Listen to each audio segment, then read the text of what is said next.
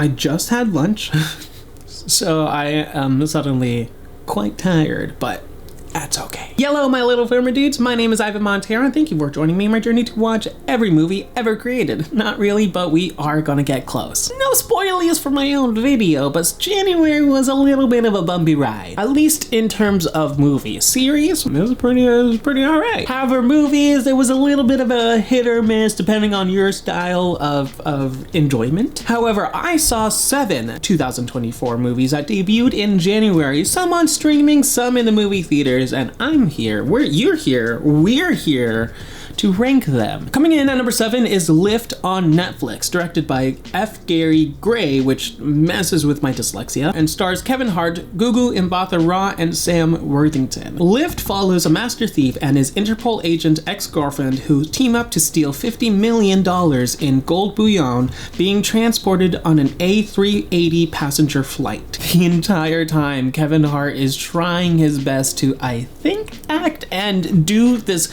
suave, cool cat character with a silver tongue, but it's just not working for either him or the movie. Gugu Mbatha-Raw is the only one who really does the most with her material, except the material that she is given isn't good. Her scenes with Kevin Hart are honestly insanely rough to watch, and that's basically the entire movie. What's more is that this movie has Billy Magnussen in this movie, who is basically Evolution 1 Alan Tudyk, and that's not a compliment at all. Honestly, I thought Lift was gonna be a really fun ride, but it just turns wild in the worst ways, and it's a very boring heist film. The only benefit to Lift is that it is insanely forgettable. I give Lift a 3.5 out of 10. Coming in at number 6 is The Book of Clarence from director James Samuel. Struggling to find a better life, Clarence is captivated by the power of the rising Messiah and soon risks everything to carve a path to divine existence. Basically, Lakeith Stanfield plays 2 characters, the disciple Thomas, otherwise known as Doubting Thomas, and his totally made up for this movie twin brother, Clarence, who basically is the trash brother compared to the goody two-shoe, well-scholared brother. Clarence has got little responsibility, he's a con man in trouble, and one of those ideas, which is already in the trailer, so this isn't a spoiler, but Clarence decides that he is going to become the next Messiah for money. Now, this movie is either going to be your thing or it isn't. It wasn't for me. I appreciated the stylisticness of the movie, but for one thing, the tone of the movie is all over the place. Cinephiles might be like, ooh, that was cool, the cinematography. But honestly, it's just weird, and the script is bonkers. Tonally, the movie just shifts from being a comedy to being serious to being a music video to being back to being a comedy to being like just really just wacky and all over the place. It just doesn't really know what it wants to do or be. And that goes to say for the humor as well. And don't get me wrong, there is some humor. My friend and I, who we only went to see this movie because it was part of the AMC Unseen, we did chuckle and giggle a little bit, but honestly, it sort of made us both feel like we were laughing at Jesus, which is not something I think I want to. No, it's something I know I don't want to do. Now, don't get me wrong, this movie definitely goes into the politics of religion, which therein lies, I think, the issue. Religion and politics are supposed to stay separate, you know, the whole separation of church and state. And I believe trying to shoehorn in your own narrative with a religion that is already established can be perceived as both amateurish, childish, and unprofessional in a sense. An example, Percy Jackson and the Olympians. Rick Riordan never changed the original mythology of the Greek mythology. He just added onto it for modern times. And the Book of Clarence, by the end of the movie, completely changes what the established Bible already has. And you call it religion, call it relationship, call it mythology, or call it fact. It is to you what it is to you, but I feel like if we're going to take something that is already established for one entire group and their lifestyle, I feel like that is a little disrespectful in a way. I thought the movie was going to reveal that Clarence is one of the thieves on the cross at the end of the movie, but that's not what they do. No spoilers, but again, they just change a lot of the end of the Bible, and I don't appreciate change to already established things. That's why I'm not really a fan of history movies, because they're based on a true story, and a lot of it's not even true. Go look up a lot about Oppenheimer. They got a lot of that wrong. If you are gonna change something, I'd rather it be not something very consequential, again, for an established religion. For example, Good Omens or Has Been Hotel. Those are very good examples of changing something that is very inconsequential for their own story purposes. I think that's fine, but I think the Book of Clarence crosses lines that are not good. It could be for you, it isn't for me. I would not recommend it. That's just where I stand, but you know, it is what it is, but I give it a 4 out of 10. Coming in at number 5 is ISS, International Space Station, directed by Gabriella, and I'm not gonna attempt to say her name, just look at it. This stars Ariana DeBose, Chris Messina, and John Gallagher Jr. Tensions flare in the near future aboard the International Space Station as a conflict breaks out on Earth. Reeling from the effects, the US and Russian astronauts receive orders from the ground. Take control of the space station by any means necessary. The thing that confuses me about this movie is that if you go watch other reviews on this, a lot of them are giving this movie a pass on the basis that it's a good premise. However, I don't really know what movie they saw, because this movie is predictable as heck. Everything this movie presents to you feels half-assed and incomplete. Whenever they show space itself, it is just completely black. No stars, no light from any direction whatsoever. I've never been to space, but I've seen a lot of space movie, and every other movie they put at least something in there to give you some depth, to make you believe that you're in space, because honestly, when you are looking at what they're looking at, you just see the scope of everything and it is just black around them. It honestly just feels like the camera, if the camera were to just tilt just down a little bit, you would be able to see the rigs and everything. That's how cheap this movie feels to me. Not only that, but the camera movement all throughout the movie is insanely jarring. I know some people thought it was cool and creative, and it is to a degree. I mean, you do forget about it after the first third, but that's a good chunk that you're just constantly reminded. And I kid you not, I do not know how and why people say this movie isn't predictable, because I've heard a lot of people say that there's a good twist that you don't see at all, and you do. You do. If you watch this movie and you question whether something is bad acting or not, it is for a reason.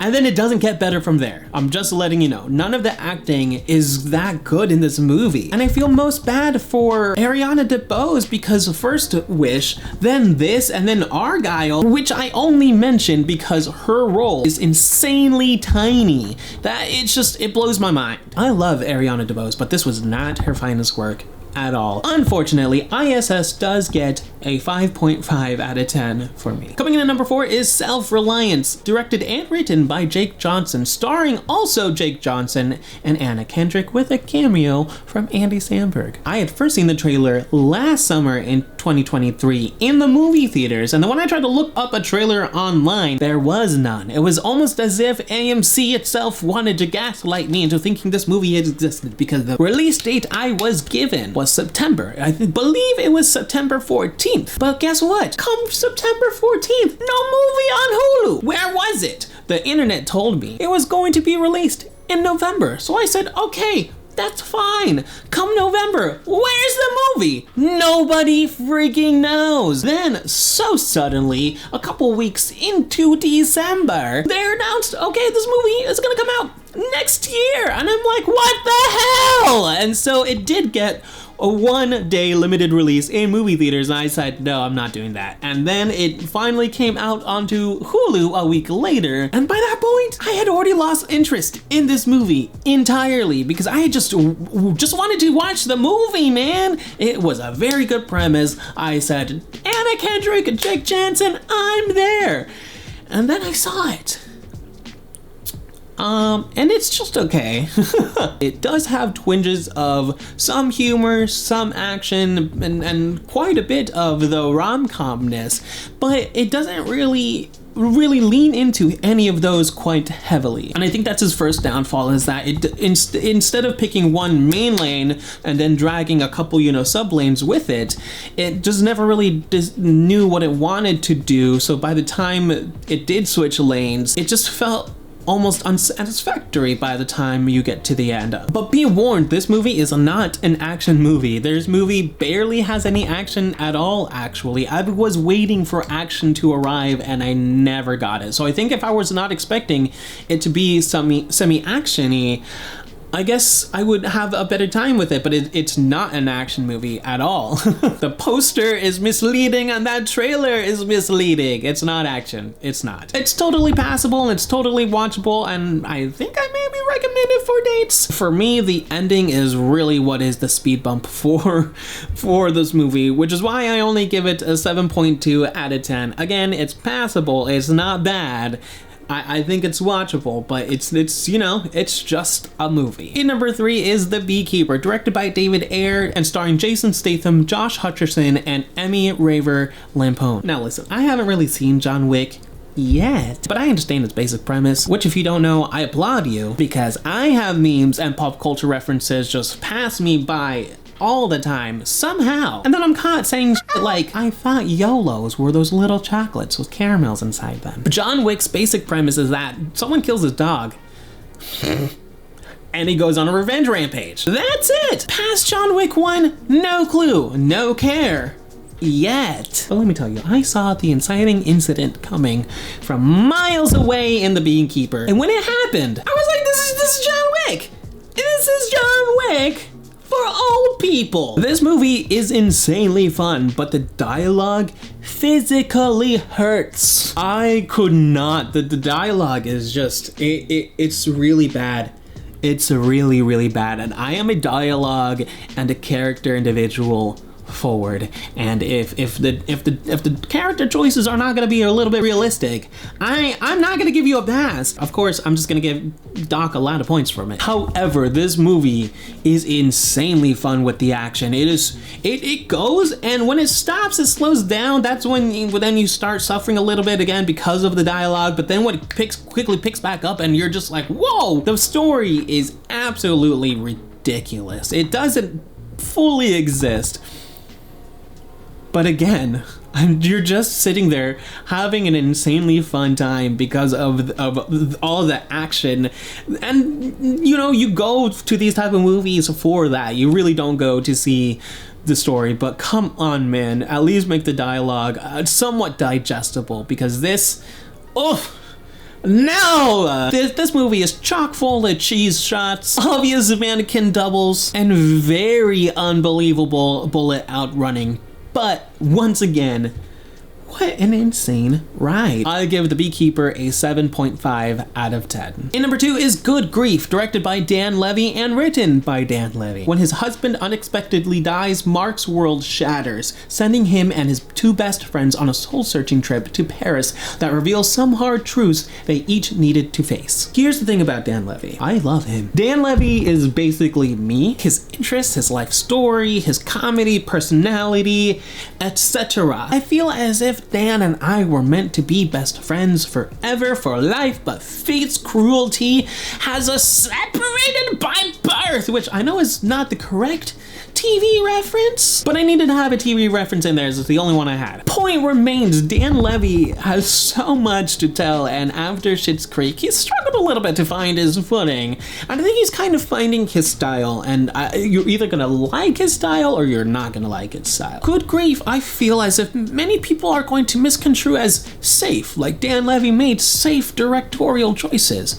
But I disagree with this. Call it lover's bias, I don't care, but I truly see what Dan was going for in Good Grief with each of his characters that he presented to us on screen, especially Himesh Patel's character Thomas. Ultimately, this movie is about self-love and self-forgiveness and self-confidence and finding the joy in the darkness, but having the courage to go find that joy within that darkness, but still having time to grieve and to heal properly. I think this movie is solid. Yes, it can feel a little safe at times with certain shots and scenes. And yes, the story is familiar-esque and kind of predictable, for me at least. But the message is there, and I think it's one that people should really see. I give Good Grief an 8 out of 10. And finally, in number 1, we have Mean Girls 2024. Directed by Samantha Jane and Arturo Perez Jr. and written by Tina Fey, of course. This movie stars Angourie Rice, Renee Rapp, Ali Cravajo, Avantika, Phoebe Wood, Jaquel Spivey. So many people star in this movie that should be recognized for this movie. The logline, I mean, it's Mean Girls, but a movie musical. Listen, I love Mean Girls just as much as the next human being, but when it comes to Mean Girls 2004 versus 2024, I gotta say Mean Girls 2024 takes the cake and devours it. Mean Girls 2024 is basically exactly what a modern retelling of a classic story should look like. It keeps the essence of Mean Girls while still being Mean Girls, exactly the story of Mean Girls, but still being fresh and new. It's impressive. I was impressed. The entire presentation and the entire movie is something to just goggle over. The songs are basically reflections of what the singers see in their minds. When Angourie Rice starts singing, that's how she starts seeing everything around her. Once Renee Rapp starts singing, that's how she sees everything around her. It's not that that's exactly how it's happening. It just elevates the emotions, the acting, just all of it. It's a presentation is what it is. It's so good. I've been listening to the music of this movie for weeks now, but I also decided to listen to the songs and watch some clips of the Broadway show, and honestly, the Broadway versus the movie, I mean, the Broadway's a Broadway, and this movie musical, I think, perfectly grabs the movie and the Broadway and puts it as a one hybrid. This movie bridges that gap, and I think it's incredible. The songs are written so cleverly. Oh my goodness. And I really think that people hate this movie because honestly, you're not its target market. When the original came out, it was in 2004. So of course that's gonna appeal to people, not even my generation, my generation sure and above. But then my generation, I feel that we're gonna relate more to a little bit of the current one, because this is what we're experiencing now with the social media, with everything. And what's more is that Mean Girls 2024 is actually mean. If you go back and watch the original Mean Girls, they're not really that mean. Sure, they're mean for that time, but if you gotta admit that people in general have gotten insanely more vicious as time has progressed, and kids are just way more mean, man. And this movie is mean. It's mean, and I think it really drives home the message of Mean Girls better than the original one. And honestly, if you watch this movie and you're mad about it, and you really are mad about it and you're offended by it, maybe you should start being some nice to people. In the end, I think Mean Girls is fantastic, and I give it a 9.3 out of 10. Well, those are all the movies I saw in January. What movies did you see? Did you see more? Did you see less? Did you see the same ones I did? Let me know what you thought of the movies that I saw, that we saw, and the ones that you saw that I did not see. Any recommendations for me? Please let me know in the comments below. My social media links are also in the description below, and I will see you next time. You've just been Montified.